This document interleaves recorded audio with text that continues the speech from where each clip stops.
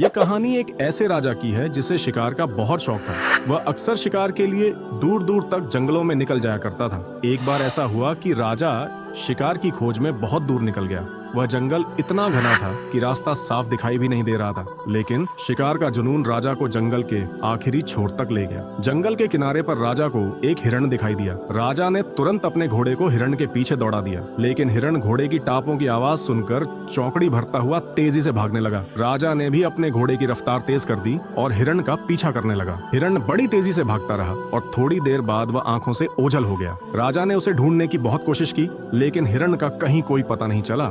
गर्मी का मौसम था, दोपहर का वक्त था और सूरज अपनी पूरी तपिश के साथ जल रहा था। राजा धूप से बेहाल होकर बहुत थक चुका था। प्यास से उसकी हालत खराब थी। उसने चारों तरफ नजर दौड़ाई, लेकिन दूर दूर तक पानी का कोई नामो निशान नहीं था। थक कर राजा एक घने पेड़ के नीचे जा खड़ा हुआ और चारों ओर देखने लगा, लेकिन ना तो कोई इंसान दिखाई दिया, ना ही कोई बस्ती। पानी की तलाश में राजा ने अपने घोड़े को आगे बढ़ाया। चलते चलते उसे थोड़ी दूर पर एक छोटा सा बगीचा नजर आया। राहत की सांस लेते हुए उसने अपने घोड़े को बगीचे की तरफ मोड़ दिया। जब वह बगीचे के पास पहुंचा तो उसने देखा कि यह एक अनार का बगीचा है। बगीचे के पास ही एक छोटी सी झोपड़ी थी। राजा घोड़े से उतरा और झोपड़ी के पास जाकर आवाज लगाई। थोड़ी देर बाद एक बूढ़ी औरत झोपड़ी से बाहर आई। राजा ने बूढ़ी औरत से कहा, मुझे बहुत तेज प्यास लगी है, क्या यहाँ पानी मिलेगा? बूढ़ी औरत ने उसे चारपाई पर बैठने का इशारा किया और खुद बगीचे में चली गई। थोड़ी देर बाद वह एक अनार तोड़कर लाई और उसे गिलास में निचोड़कर राजा को पेश किया। राजा ने रस पीते ही राहत महसूस की। रस इतना स्वादिष्ट था कि उसने और पीने की इच्छा जताई।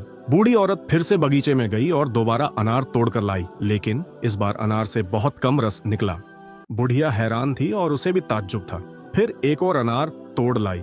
3 अनार में जाकर कहीं एक प्याला रस निकला। राजा ने उसे पीकर अपनी प्यास बुझाई और बुढ़िया से पूछने लगा, तुम पहली बार अनार तोड़कर लाई तो एक ही अनार में रस से प्याला भर गया, लेकिन दोबारा तुमने 3 अनार निचोड़े तब कहीं जाकर प्याला रस से भरा, जबकि अनार उतने ही बड़े थे जितना बड़ा अनार तुम पहले लाई थी। बुढ़िया ने कहा, आज तक ऐसा कभी नहीं हुआ कि एक अनार में एक प्याला रस ना निकले।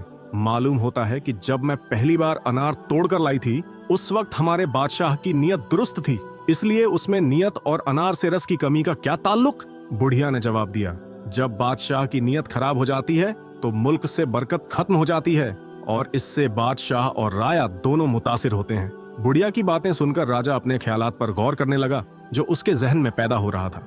राजा दिल ही दिल में बहुत नादम था। उसने अपने बुरे ख्यालात और इरादे से तौबा की और बुढ़िया से कहा, मैं अब चलता हूँ, एक प्याला अनार के रस का और पिला दो। बुढ़िया फिर बाग में गई और एक अनार तोड़ लाई।